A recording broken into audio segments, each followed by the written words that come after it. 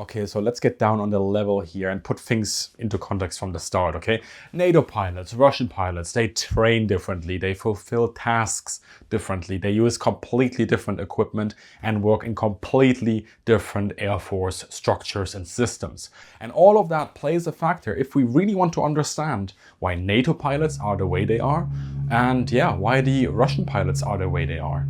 So let's have that conversation then, and at the end of the video I think it'll be clear why the word better here is just really the start of the conversation. You're not just going to be hearing from me, it's in fact important for me that the expertise of others who may also have completely different takes than I do have get a voice too. I consider this video not an end-all be-all, but an, shall we say, an informed snapshot that is part of the debate between what the NATO and the Russian Air Force system are. And if you want to add to it in the comments or send me a message, hey, be my guest. So, welcome to Military Aviation History. I'm Chris and let's get into it. This video is sponsored by Ground News.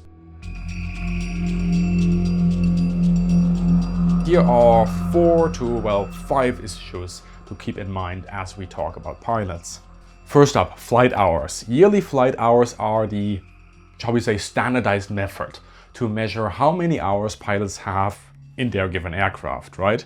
This gives us an indication of their likely competency level. As a reference point, 100 yearly flight hours are considered the absolute base minimum for a pilot to retain a certain level of competency in operating the main tasks of an aircraft. Once you go above 100 flight hours, you can train additional skills and mission scenarios, but once you fall below that, you will really be limited only to the basics. Now, this is certainly not an exact science, but more of a quick-hand reference that helps set a certain standard here. Real flight hours can also be beefed up by so-called synthetic training, meaning high-fidelity simulators, where pilots can practice both the basics and the very high-end complex scenarios in a very cost and time-effective environment.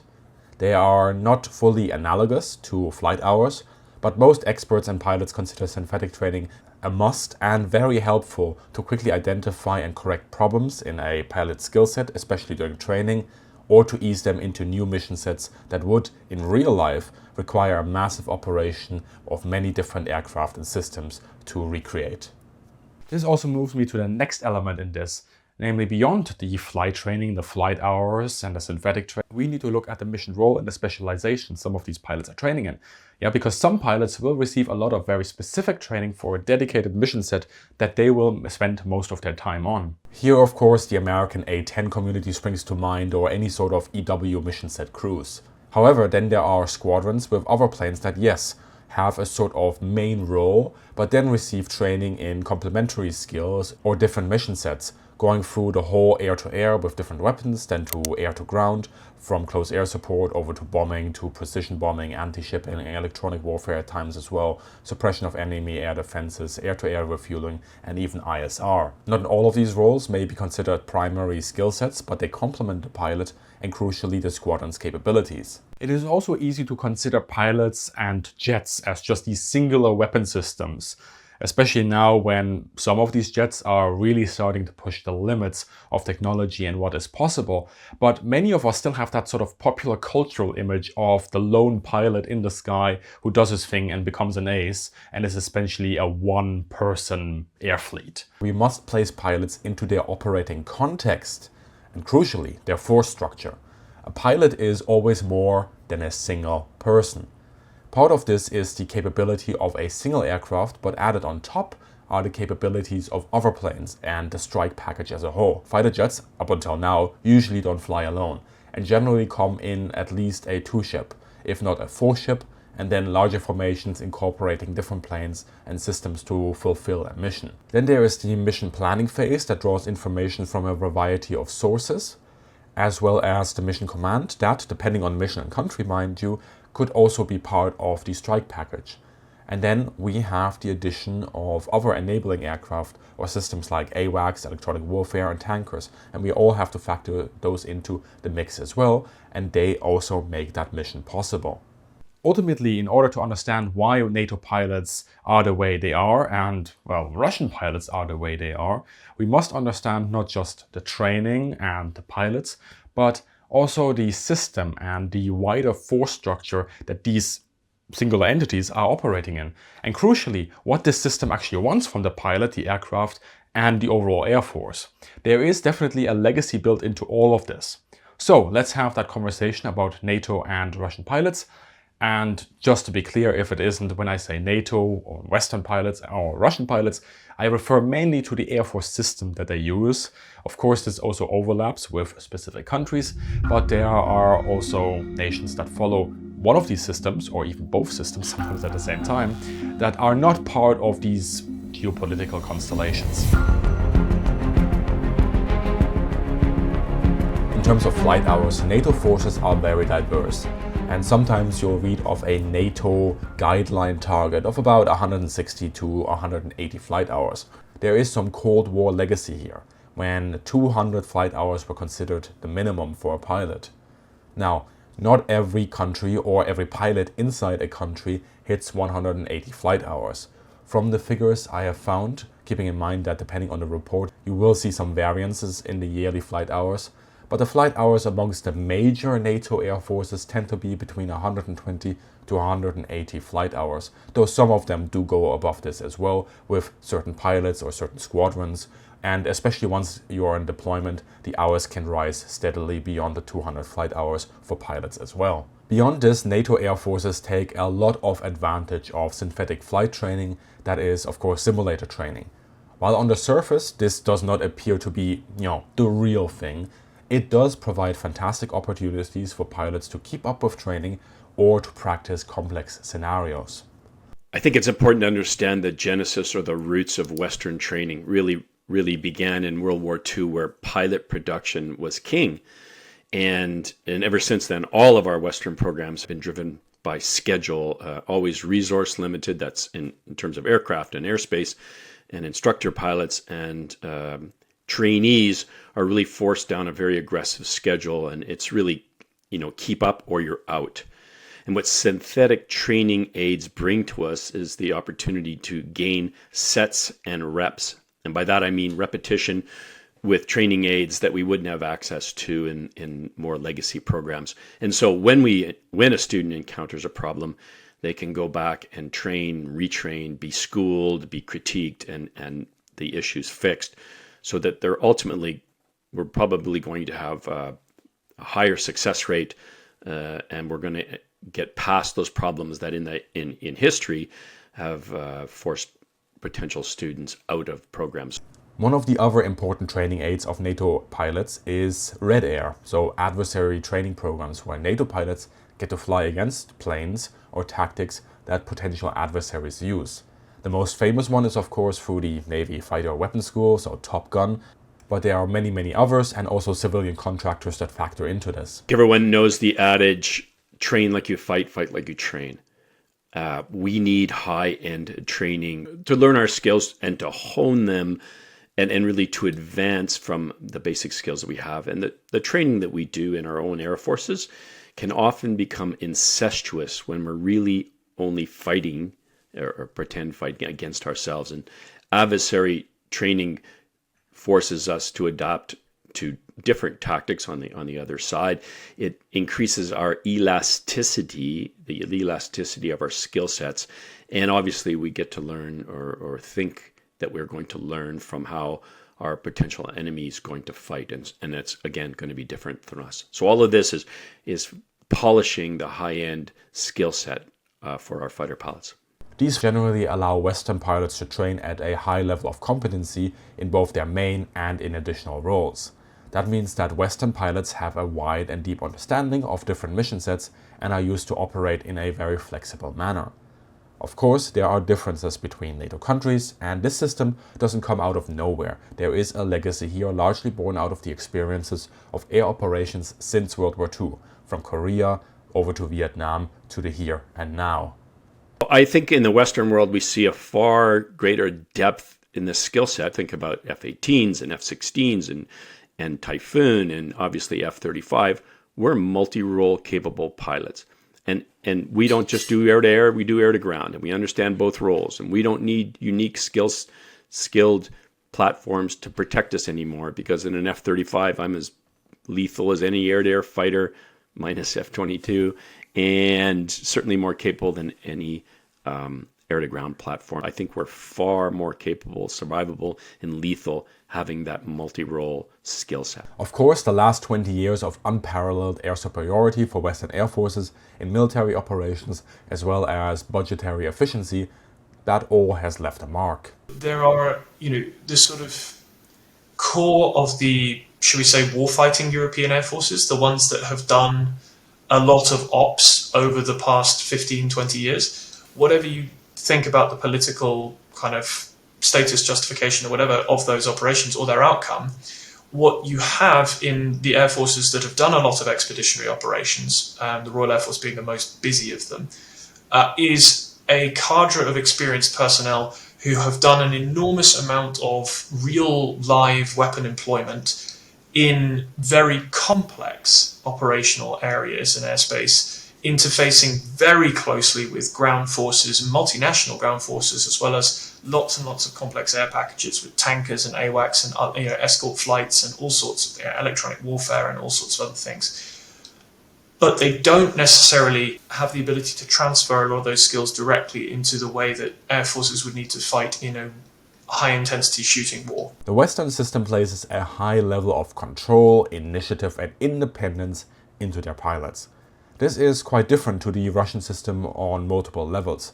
For example, regarding mission planning, Western pilots are often not just the executor of a mission, but they are the ones that on the squadron level draw up a mission based on the overall requirements in cooperation with other units or command structures that may add to the overall requirements of the mission and the information that is available for the planning phase. Well, let's talk about mission planning, because in most tactical air forces and most of our combat scenarios, we, the pilots, are part of the mission planning.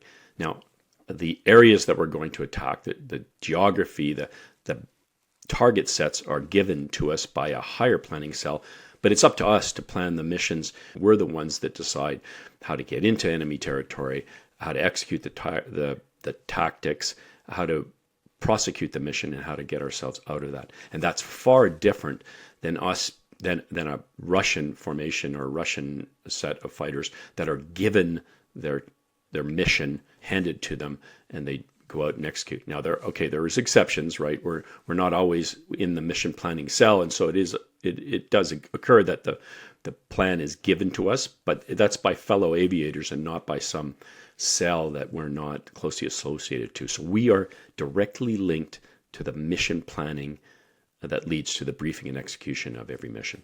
While pilots operate within a cohesive force and are in contact with other command structures, they process a lot of information on the overall situation both during planning and the mission itself.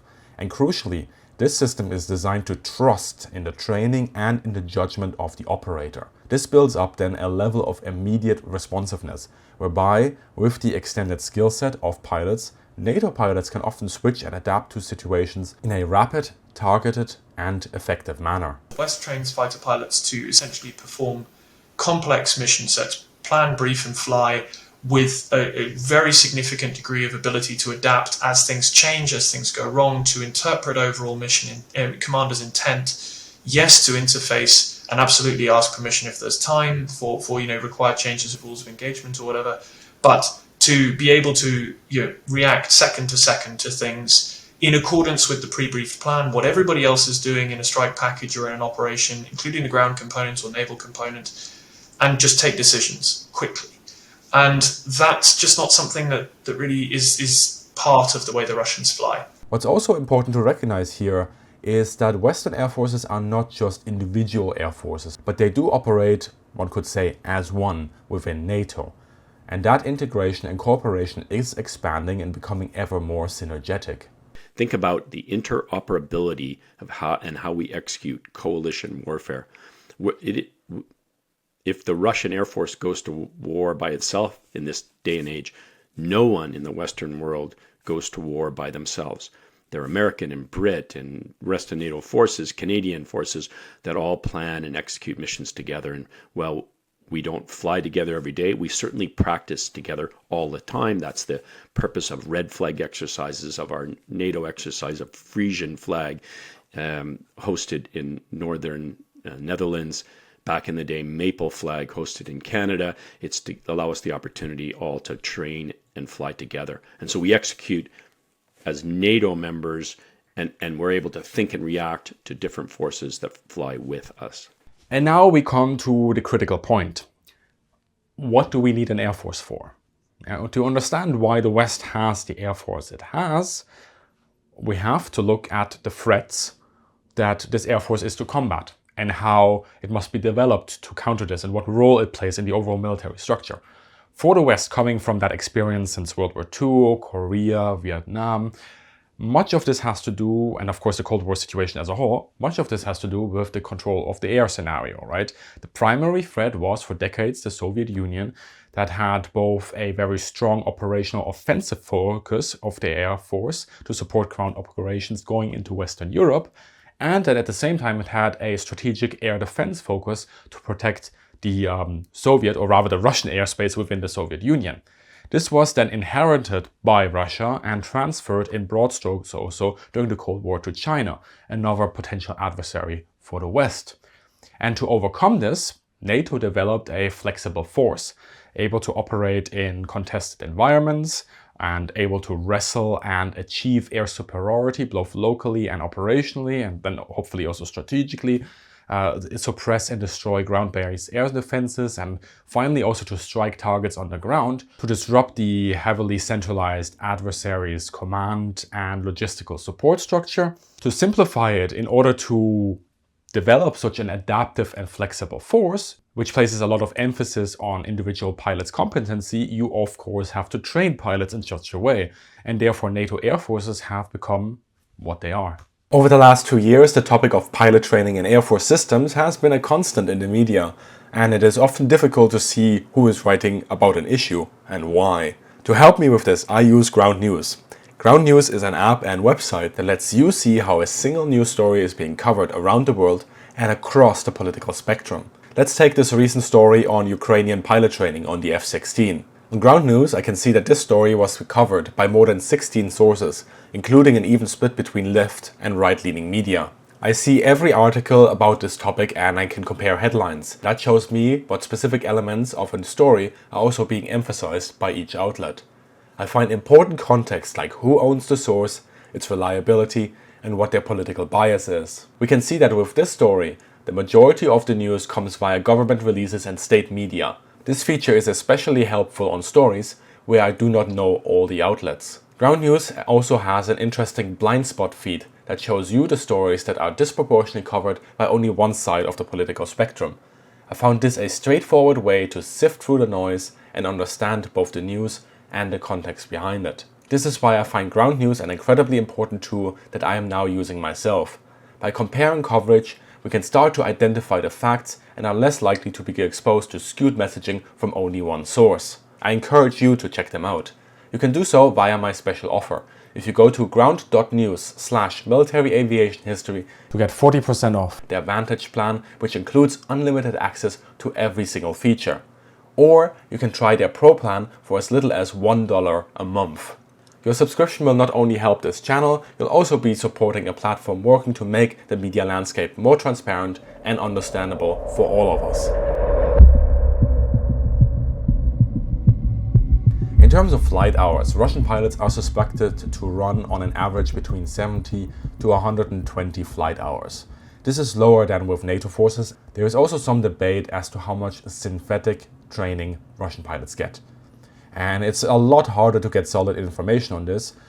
There is, however, overall agreement that some form of synthetic training is available, but that it may not always be as deep as with NATO pilots, both because of capacity issues and or because Russia places very different criteria on their pilots. However, throughout this, a cadre of Russian pilots have consistently also benefited from more than the average number of flight hours, and a considerable number of Russian pilots by now also have some form of combat experience. First they gathered this in Syria, largely unopposed, and now of course in Ukraine. There's a legacy from the very lean years post kind of the fall of the Soviet Union, where just to keep anybody flying, the VVS and then VKS essentially allocated almost all of the flying hours they could afford to just this tiny cadre of elite pilots, including test pilots, just to keep any of the kind of, seed corn knowledge there.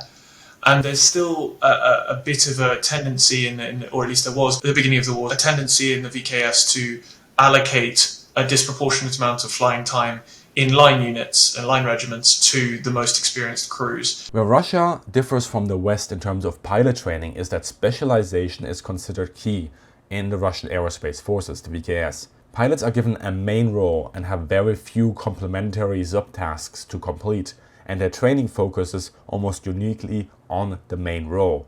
Thus Russian pilots tend to have sufficient competency in their primary mission set, but a lot fewer additional or transferable skills. So, the Su-25s were fairly capable of conducting unguided weapon attacks at low level against ground targets by day, as long as there weren't serious air defenses. The Su-34s were pretty capable at level bombing from medium altitude, and the Su-35s and the Su-30s were fairly capable at both standoff weapon attacks with things like satellite-guided bombs or anti-radiation missiles, and performing combat air patrols. Now there are various reasons for this. In part, it is probably also practically limited due to the limited flight hours that, limit how much training the average pilot actually receives. So focusing on one main task that a plane was initially designed around makes sense. However, the key here is the Russian system, whereby pilots are, as an analogy here, considered more like specific chess pieces that are commanded by a centralized ground-based command structure, to the point where ground-based commanders have unique control over the mission. And these ground-based command structures go over the planning, the parameters, the mission execution and command of their pilots, even along each individual leg of a mission. This system, known as Ground-Controlled Interception, or CGI, is a hallmark of Soviet legacy air forces. I think when we talk about the conduct of Russia, and you're going to find the same in China, and how they operate, I think they're going to believe that their doctrine drives from the top down, and that the most information and the authority is always going to be at the highest level. And so the person in the fighter jet is just executing what he's told. Now, GCI has extraordinary situational awareness, and so that pilot benefits from a ground controller that feeds them information of what they see in their very complex situational awareness they have. And so in a jet, your job is to execute the mission, and a GCI controller is giving you more information than you would be able to gather on your own. So in that sense, they have a better air picture of the world they're going to face versus the way we were in the legacy world, where yes, we had AWACS to help us, but really we were scrambling to get information from the adversaries that were around us. They have a better air picture, but their doctrine drives them to be directed from on high, and that's never changed in our lifetime. The Russian Air Force still uses a really very rigid and simplistic form of flight planning and operational flying compared to what we see in the West. It's still that legacy of ground-controlled intercept, or GCI type operations, where they are to go up and do a particular task according to along a set of waypoints, a particular target, including in aerial engagements, and they are to engage as prescribed at the waypoints and times as prescribed, and ask for permission before they release weapons, and then release and then go home. And so, a lot of the flying time was about maintaining the core competencies to fly the aircraft safely in a range of conditions, and to follow those instructions, which is not the way that the West trains fighter pilots. Again, here we must consider what Russia deems to be important in a confrontation with NATO, how they want to conduct their offensive operations ever since the Cold War started. This system traditionally places a lot of emphasis on air defense, both ground-based and through air interceptors, as well as then standoff attacks and barrages with cruise missiles, and this all factors into how the VKS now is postured. Thus, the overall force does complement itself around key aspects that are important to Russia. like for example covering shock ground units that are meant to penetrate and break through an adversary's front line. And these are meant to be protected from air attacks, as well as then adversary air forces are meant to be dissuaded and defended against from attacking the critical top-level command and support and the supply nodes through interdiction efforts, which of course the Russian army relies on in order to coordinate those large-scale unit movements. While at the same time, Russia is outsourcing its own interdiction or long-range strikes to cruise missiles and the like. Due to these requirements, the VKS has become the VKS we know. And the way they train and the way they employ pilots can be explained through this. We have thus seen how important it is to understand not just the pilot, but also their system they actually work in order to understand the capability of a force. These systems are a way of doing things, but they also are part of the culture of the respective air force and the nation they serve, and of course the military within that nation. And pilots become so ingrained within their own system that oftentimes once they go through that educational track, they become completely incompatible with the opposing system. And so my exposure is to former Eastern Bloc air forces and watching them come and try to become westernized. They had an extraordinarily difficult time becoming or transferring over to the way we think in the Western world. And while they were very competent flying their aircraft and executing the unique skill set that they were taught, asking them to think on their own, to operate as warfighters that we expect in the Western world was almost in every case impossible. I think what you see on the Western side is a different breadth and depth of a skill set versus the uniquely honed skill set on the Eastern Bloc or Russian side. On the Western side, what do we expect? We want a pilot to be able to think independently, to gain airmanship, and to be able to be a decision maker at the lowest level. Versus on the Russian side, where there is very strict adherence to the mission plan, to follow the rules, and to get commands from the highest level. And the problem with that is, ask yourself, what happens when things go wrong if that aviator has not been able, has never learned to, if you will, think on their own, think on their feet when they're out there. The great American boxer Mike Tyson used to say, everyone has a plan until they get punched in the face. And that really applies to how, when we execute tactics in combat, nothing ever goes according to plan. So when things go wrong, how do we think our way out of it? As we then zoom out at the force level, we see certain advantages and, of course, disadvantages as well in either of these systems. Not just as they appear in theory, but also play out in practice. Let's focus on the West for a second here. Western air forces have a solid foundation for high-level operations that can be executed at a comparatively higher level of individual competency in terms of switching from one mission set to another. And for this, Western air forces have, as much as we, of course, can talk about the current recruitment issues, but generally, Western air forces have an exceptional training program. But this training program also requires time as you go through the aptitude testing, then basic and advanced flight training, to eventually then, after a couple of more steps, graduating with your wings, to then being stationed in your squadron where the real sort of combat training and experience gathering takes place. How long does it take to make a 10-year fighter pilot? 10 years. Period. There is no magic. Because along the way, we're going to take that competent, capable, limited combat-ready wingmen, and we need to take them to be a King Kong rock star. They need to fly in red flag exercises. They need to fly high-end exercises in their home air forces. They need to work their way from wingman to flight lead to be able to lead formations of 4 and bigger formations. We're going to send them to be weapons instructors and learn that unique skill set at the high end. And all of that takes time, and there is no quick way or magic way to get to that high-end competency that we expect from a 10-year fighter pilot. To take advantage of such pilots, a level of investment is needed to back this whole system up. And here we have seen that ever since the Cold War ended, on both sides, arguably, but I'm more concerned about the West here.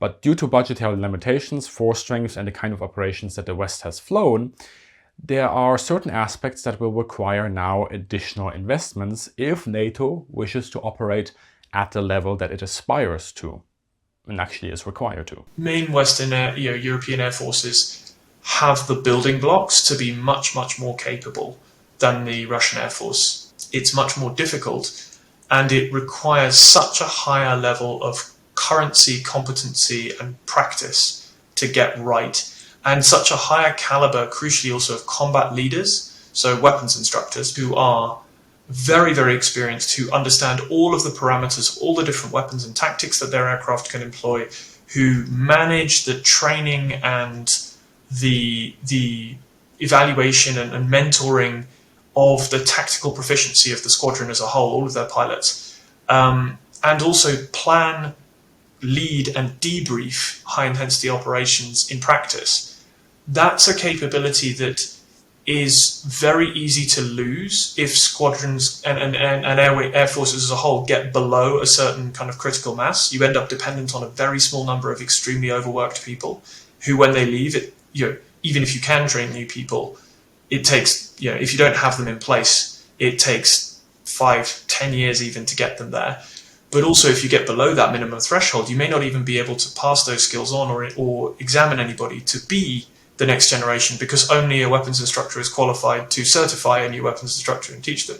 So, there's a lot of kind of fragile, perishable skills that are still there in most NATO air forces, but they're not focused on the main problem sets for a Russia context or a China context, for that matter, just because that's not what we've been doing. Then, if we look at Russia over the past nearly, say, 2 years now, many disparaging comments have been made about the VKS. Some for good reason. The VKS certainly didn't live up to the pre-February 2022 hype we saw in certain corners of the internet. Yet by now, they are in this war for 2 years, and Russia is learning, and we may see the externalities of that in the future. Will they drastically change everything? No. It is more likely that they will modify, tweak, and fine-tune where they can.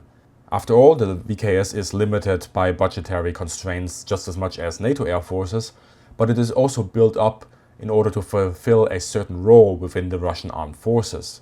And we can assume that for Russia, building up pilots with a sufficient level of competence in a specialized task and then nestling that pilot into a centralized command structure, in their opinion, probably compensates for the limited flight hours, and that this, broadly speaking, works if you look at how the overall operational planning is in the Russian armed forces, that focuses heavily on top-down command rather than the lateral flexible command we have in NATO.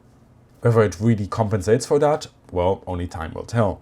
However, there are certainly weaknesses to the system as well, when pilots start to operate outside their comfort zone, or these sort of command links gets disrupted, and when Russia isn't able to conduct single mission sets the way they had planned for from the beginning, and as such there can be doubts as to whether Russian pilots and the Russian Air Force is able to sustain the high-level air operations that Western pilots train for, but for different reasons.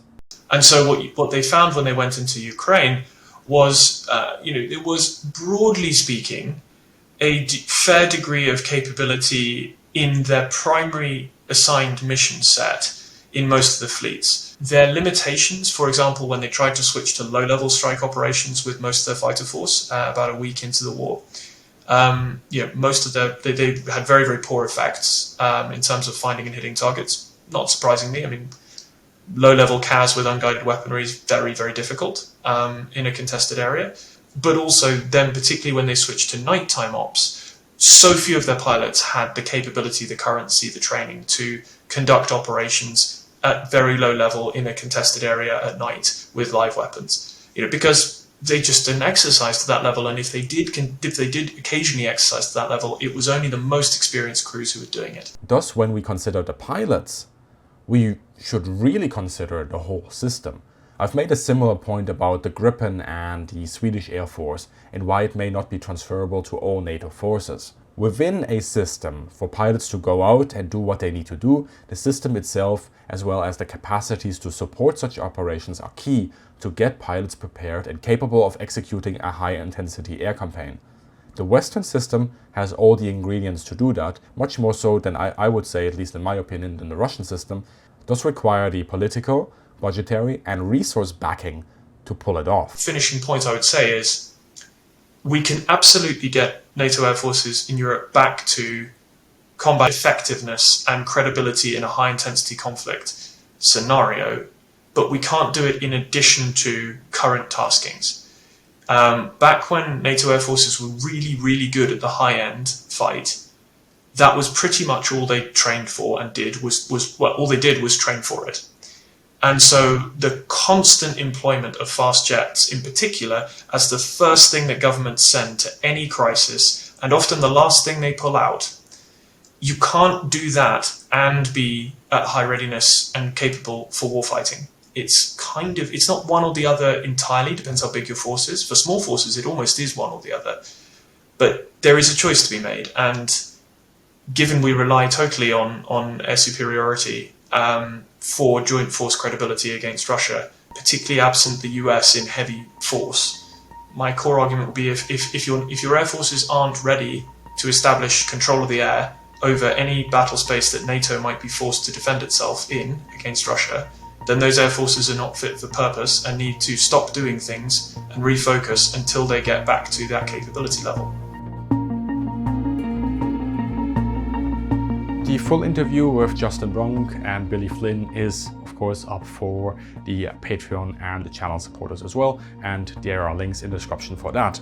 To sum this all up then, as far as we know, Russian pilots and the Russian aerospace forces have low flying hours and a limited ability to sustain high fidelity training, but Russia aims to compensate for this by the specialization in one task with the ability to fulfill that very role within a good enough competency set for what the Russians required within that centralized command system, where part of the mental load of the pilot is completely offloaded to ground-based command structures. And this system, yes, it has benefits and it has flaws.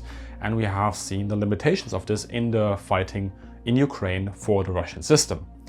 Then again, we have also seen in the past, for example, in Vietnam, you can, for example, check out my Linebacker 2 video on that this sort of centralized system can sometimes really present a real challenge for Western type air forces as well, before they make tactical and operational countermeasures to this threat. On the other hand, for NATO air forces, in parts with the exceptions, of course, to the US, because the US is the US, you have a good amount of flying hours, generally speaking. You have a flexible force that can change posture and employments rather quickly, with pilots able to conduct a variety of mission sets at a high competency level in each role.